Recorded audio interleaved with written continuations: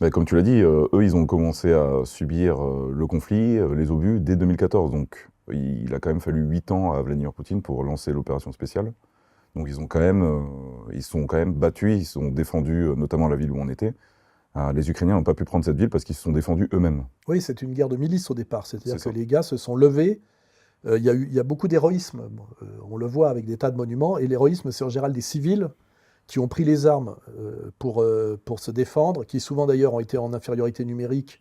Et c'est pour ça que le propos, c'est pas pourquoi Poutine est intervenu, c'est pourquoi n'est-il pas intervenu avant. C'est ça la question. Et en fait, la réponse, elle est donnée, c'est que l'armée russe, la Russie n'était pas prête. Elle n'était pas prête.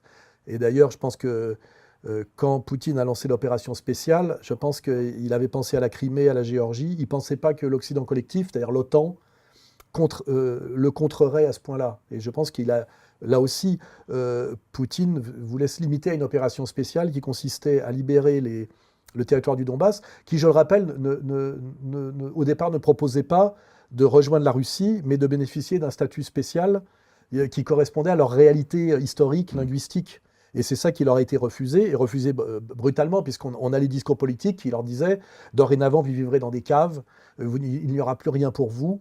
Et en fait, il y avait un abandon de ces populations aussi au niveau des investissements publics. Leur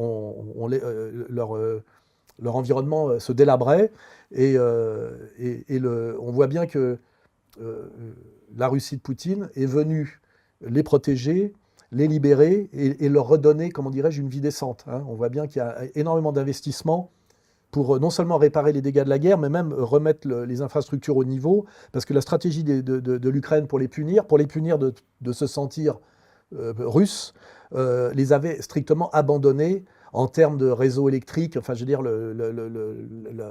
la situation était de plus en plus dysfonctionnelle. Et c'est quand même, avant de faire de la haute politique et des phrases, c'est quand même ça qu'on voit sur le terrain. Mm. C'est le travail que fait la Russie en termes d'investissement pour remettre cette région au niveau. Et d'ailleurs, il y a encore des problèmes, puisque à l'hôtel, on avait des problèmes d'eau, par exemple. Il y a des coupures d'eau régulières. Et d'ailleurs, on voit là, comment dirais-je, ce côté élégant de ces populations, c'est que nous, on était dans un hôtel en tant que journaliste, et il y avait une volonté qu'on ait de l'eau, alors que j'ai discuté, et tu le sais, on a discuté avec des gens du coin, eux se dépêchaient de rentrer parce que c'était leur jour et leur créneau de douche, c'est-à-dire qu'ils Mm. ils ont de l'eau qu'à certains moments. Et l'eau, c'est le truc auquel on pose pas, c'est encore pire que l'électricité. Quand tu arrives C'est les toilettes encore, et chez puis toi la douche. et que t'as pas d'eau dans les robinets et qu'il y a des... Alors il y avait à l'hôtel, il y Des avait des bidons d'eau. bonbonnes d'eau à côté des toilettes avec un seau et puis une écumoire, je ne sais pas comment on dit. Alors on se posait pourquoi? Parce Mm. que quand il y a des coupures d'eau, tu vas aux toilettes, tu as un problème de chasse d'eau et tout ce qui va avec. Et ça, c'est important pour tu sais, les mythos qui prennent la guerre pour des jeux vidéo et des films américains, c'est que la situation de guerre, c'est ce genre d'emmerdement permanent dans la vie quotidienne. Pas d'eau dans la chasse d'eau, pas d'eau dans les robinets, ce qui est très pénible. Quand tu rentres, nous on a fait 1200 km en autocar, on est épuisé. C'est 1200 kilomètres en plus avec des détours parce qu'on Oui, doit passer par une frontière compliquée, c'est forcément. 18 heures, je crois, hein. On s'est tapé 18 Oui, heures. oui, à peu près. C'est le plus dur, c'est ça quand même, Ouais. hein. C'est le mal au cul. Ça fait 2 jours de voyage pour 5 jours Oui, sur oui. place. Et quand tu arrives et que tu ouvres le robinet en te disant je vais me rafraîchir ou je vais prendre une douche parce que tu Ouais, penses à ouais. la douche et qu'on te fait comprendre qu'il n'y a pas encore d'eau mais qu'il y en aura tout à l'heure et que s'il y a de l'eau dans les chambres des numéros pairs, il n'y a pas d'eau dans les chambres des numéros impairs et il faut être tombé du bon côté ou attendre son tour, c'est là que tu comprends quand même la guerre au niveau de l'impact de la vie quotidienne. Et ça, c'est une bonne leçon pour les excités et les marioles, je veux dire, qui croient connaître la guerre, comme nous, on croit la connaître, parce qu'on est une génération qui ne l'a jamais vécue. Ouais, ouais. Alors qu'avant nous, il y a eu quand même la guerre d'Algérie, la Deuxième Guerre mondiale, la Première Guerre mondiale. On est quand même, nous les post-boomers, la première génération à n'avoir pas connu la guerre.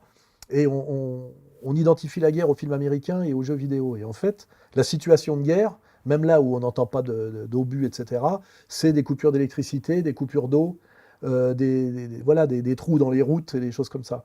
Et là, la question qu'ont encore les gens de Donetsk, c'est la question d'eau, parce que les Ukrainiens, qui sont pas qui sont quand même des professionnels du sabotage et de l'assassinat ciblé, hein. J'ai pas été Assassinat assez sur le terroriste. terrain pour dire que les Russes sont pas du tout dans la même démarche, mais il me semble que les Russes font une guerre plutôt conventionnelle, et comme les Ukrainiens sont en train de la perdre, ils se vengent sur des destructions d'infrastructures, faire péter des barrages, inonder des régions, et puis des assassinats ciblés, c'est-à-dire des drones qui tombent sur des habitations civiles et des choses comme ça. Ou Il y a quand même plastiquer des voitures aussi. On a Oui, rencontré oui, des gens qui oui, ont oui. eu des tentatives d'assassinat. Les Ukrainiens, alors peut-être que c'est le rapport du faible au fort, hein, on se rappelle de C'est de vrai. la bataille d'Alger, tu sais, où les Algériens du FLN disaient on arrête, donnez-nous vos avions, on arrête de poser des bombes dans les cafés, tu sais, il ne faut pas être naïf. Mais en tout cas, les Russes font une guerre, on va dire, conventionnelle, et les Ukrainiens font une guerre sale, hein. Et ça, c'est aussi notamment, par exemple, le risque qu'on prend, c'est qu'assassiner des journalistes pour les dissuader de revenir fait partie des stratégies ukrainiennes. Et c'est pour ça que nous, on était quand même relativement sécurisés, parce qu'en réalité, on peut être des cibles, puisqu'on est ceux qui peuvent ramener une certaine parole de vérité en Occident et contrer le narratif officiel, Mm, qui est un mensonge intégral, mais la phrase est connue, hein, la première victime de la guerre, c'est la vérité. Et on croit que quand on regarde les époques précédentes, on se gauze de la propagande, mm. tu Ouais, sais, ouais, de la propagande, comme si on était sorti de la ouais, propagande. ouais, Or, ouais. si tu prends LCI, BFM, et puis même d'ailleurs les médias de masse français, on nous vend de la propagande de bas niveau, exactement comme à toutes les autres époques. De ce point de vue-là, on peut être un peu nietzschéen, il n'y a pas de progrès. Il n'y a pas de progrès. C'est le même niveau de mensonge qui se passe à chaque époque. Et malgré la multiplication des médias et soi-disant cette espèce d'idée de transparence, tu sais, par la masse des médias, en réalité, l'alternative, c'est toi et c'est moi, hein. C'est nos médias sur Internet.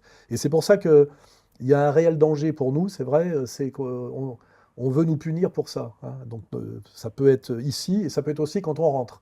La surprise, ça va être peut-être tu sais, quand on met le pied, on sort de l'avion à l'aéroport, là où on va, et que peut-être là on aura peut-être des petits soucis. C'est à voir. Oui, comme tu l'as dit, ils ciblent les journalistes, les Ukrainiens. Notamment, on Oui, a eu Daria Dugina, qui n'était pas forcément journaliste, mais en tout cas, elle se faisait le relais d'informations alternatives, et surtout, elle faisait la jonction avec des pays occidentaux et des personnalités influentes, dont toi. Et puis, on a eu Margarita Simonian aussi, qui est la rédactrice en chef de RT, qui a subi 3 tentatives d'assassinat au total. Donc vraiment, ils ciblent ces personnes-là. et Et nous, hier, on a vu un écrivain, tu connais, je ne vais pas écorcher son nom, Prilipine, Prilepine, qui est considéré comme un grand écrivain russe et qui est un patriote. c'est aussi un militaire, il faut quand même le dire. Oui, mais parce qu'en Russie, on a encore la tradition Oui, où le un moine guerrier. militaire peut être écrivain. Ce qui était le cas, je te signale, dans le temps des écrivains de l'époque Hmm. classique. Ils étaient souvent passés par la formation militaire. Louis-Ferdinand Céline est le meilleur exemple. Et aujourd'hui, on a l'impression que C'est parce qu'on n'a plus de guerre, tout simplement, en Occident. Il n'y a plus de guerre physique oui, puis conventionnelle avant, sur le terrain. tu vivais des choses un peu extrêmes, ça te donnait une expérience assez radicale et tu avais envie de l'exprimer pour ceux qui ne l'avaient pas vécu. Ouais. Et maintenant, la figure de l'écrivain, on va dire post-proustienne, c'est un peu gay-friendly et mondanité et une écriture beaucoup plus centrée sur la Très bourgeois. sexualité, les déviances sexuelles. Et là, hier, on a vu cet écrivain qui est à la fois considéré comme un grand écrivain. Je reconnais que je ne l'ai pas lu, mais il m'a offert un livre, je vais m'y intéresser, qui était militaire et engagé, et qui est aussi engagé politiquement radicalement. Et lui, il a subi un attentat à la bombe. Donc les Ukrainiens mettent des bombes dans les voitures d'écrivains majeurs, hein. C'est considéré comme un grand écrivain russe. Il a réchappé miraculeusement à un attentat, mais voilà, Mhm. les personnes qui sont ciblées, c'est les personnes qui peuvent faire un commentaire intelligent, plus qu'à la limite que les officiels ou les militaires. Et ça veut dire que les Ukrainiens ont peur d'une certaine manière de la vérité ou des propos nuancés. Ils pratiquent une guerre de la désinformation d'une grande brutalité, puisque rappelle-toi Daria Dugina, qui était une amie, je devais d'ailleurs la rejoindre à Moscou quelques jours après qu'elle ait été assassinée. Elle avait 29 ans, c'était une jeune fille qui parlait plusieurs langues, elle avait fait des études à Paris, elle était patriote, c'était la fille de son père aussi, et ils n'ont pas hésité à la tuer de façon extrêmement brutale, puisque avec une voiture piégée, quoi. Elle est morte brûlée vive dans une explosion de sa voiture. C'est ça aussi c'est ça aussi qu'il faut faire savoir du côté occidental, où on nous montre toujours l'autre côté. Oui, sur ce genre de cas, on a vraiment des informations extrêmement partielles. Bon, ça, on est habitué. C'est quand même étonnant parce que le conflit a officiellement commencé en 2022 et c'est ça le narratif aujourd'hui, le narratif unipolaire, le narratif occidental. Le conflit a commencé avec une invasion en 2022. Or, même tes travaux, ceux de Lucien Cerise, montraient déjà que la révolution orange, ça existait, c'était déjà il y a 20 ans.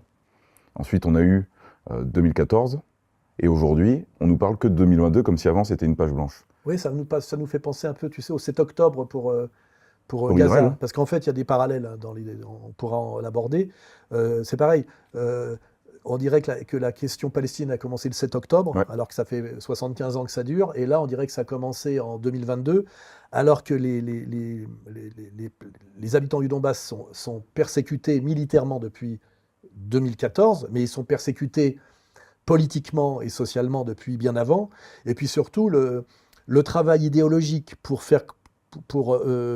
mettre dans la tête on va dire, de la jeunesse ukrainienne que son destin manifeste est d'être une sorte de race des seigneurs, tu sais, qui seraient des Aryens, et dont le destin, ça serait d'aller châtier les sous-hommes slaves jusqu'à Moscou, c'est quelque chose qui leur est mis dans la tête, notamment toujours pareil, hein, par les services américains, hein, rappelons-nous Madame Nuland, je crois, depuis 20 ans. Hein, c'est-à-dire qu'il y a eu un énorme travail de la part de la puissance otanesque, hein, c'est-à-dire des néoconservateurs américains, de transformer l'Ukraine en une machine de guerre contre la Russie. Et en faisant ça, d'ailleurs, ils les ont sacrifiés, parce que si on veut élargir, l'Ukraine était un pays qui avait, à qui l'histoire aurait été tout donné, hein, en plusieurs étapes. Hein, il faut faire ce travail historique pour être sérieux. C'était un pays qui avait été donné par les bolcheviks sur la question des nationalités, qui avait été encore gâté par Khrouchtchev et qui avait été encore gâté par l'effondrement de l'URSS. Et ce pays aurait pu jouir de son statut de zone intermédiaire entre l'Union européenne et la Russie. Or, les néoconservateurs américains les ont littéralement sacrifiés pour qu'ils agressent la Russie, alors que cette agression, ils étaient sûrs dans ce combat, ils étaient sûrs de le perdre. Et c'est ça qu'il faudrait, avec du recul, qu'il faudra faire comprendre un jour aux Ukrainiens, qui sont, ce qui est très triste, qui sont en fait le même peuple et la même race. D'ailleurs, certains soldats russes, enfin des gradés, m'ont dit on est des très bons soldats, mais les Ukrainiens aussi, parce que c'est les mêmes. Nous sommes les mêmes. C'est-à-dire que c'est une guerre très dure, parce que de chaque côté, il y a des combattants qui sont de même nature. C'est pas comme si c'était l'armée de Macron qui venait. Et ça, c'est très triste, parce qu'en ce moment, il y a quand même des manipulateurs néoconservateurs dont on connaît souvent l'origine, qui jouissent de voir des Slaves. C'est une guerre civile en réalité, si on veut aller jusqu'au bout, se tuer entre eux. Il la traite de guerre civile de toute façon. Oui, c'est une guerre civile. C'est une guerre civile. Et il y a des gens qui jouissent de voir ce peuple slave plein de qualités se détruire. C'est une guerre civile. Et ça fait partie des dégueulasseries qu'il faudra débriefer sur la longue durée. Parce que en ce moment, l'Ukraine est en train d'être sacrifiée non pas par Poutine et les Russes, mais sacrifiée par la stratégie américaine qui s'est servie de l'Ukraine et des Ukrainiens pour attaquer la Russie jusqu'à ce que la Russie n'ait plus d'autre choix que de se défendre. Parce qu'on sait très bien, il suffit de regarder l'encerclement de la Russie par les bases de l'OTAN et cette avancée progressive près de ses frontières. Il est évident qu'à un moment donné, la Russie ne pouvait plus laisser faire. Et on voit bien d'ailleurs que c'est sans doute une stratégie néoconservatrice américaine pour essayer de freiner le développement économique lié à l'état stratège russe qui est dans une continuité stratégique grâce à la politique de Poutine depuis 20 ans. Ils essayent de les affaiblir par la guerre, donc de les pousser à la guerre, qui est la même stratégie à l'époque que la course aux armements d'une certaine manière, c'est-à-dire essayer d'affaiblir un pays économique qui va bien en l'obligeant à mettre beaucoup d'argent dans le militaire. Quelque part, on est toujours dans cette stratégie de la guerre froide qui s'appelait la course aux armements, qui, je le rappelle, a été la cause la plus importante du déclin de l'URSS et de l'effondrement de l'URSS. Parce qu'à un moment donné, compte tenu de la différence de puissance économique de la Russie par rapport à l'Amérique, pour être à parité d'un point de vue militaire, quand les Américains mettaient quelques pourcents de leur PIB, les autres étaient obligés de monter à 30%, et ce qui veut dire qu'à partir des années 70, ils ont sacrifié la société de consommation. C'est-à-dire que l'investissement militaire qui était rendu obligatoire par la rivalité américaine a fait que, stratégiquement, l'URSS a été obligée de renoncer, à partir des années 70, à la société de consommation, ce qui fait que les Russes ont vu de plus en plus un décalage énorme au niveau de du standard de la vie quotidienne, entre ce que proposait l'Occident et ce que proposait la Russie, hein, c'est-à-dire effectivement des magasins vides, peu de produits, et évidemment il y avait la fascination de l'Occident, et ce différentiel qui a été une des causes majeures de l'effondrement de l'URSS. Et ça, les analystes n'abordent pas trop ce sujet, ils sont toujours dans l'idéologie, alors que ça c'est une vraie analyse sérieuse et qui est toujours d'ailleurs dialectique. Hein, c'est comment la puissance américaine a tout fait pour faire échouer quelque part l'URSS.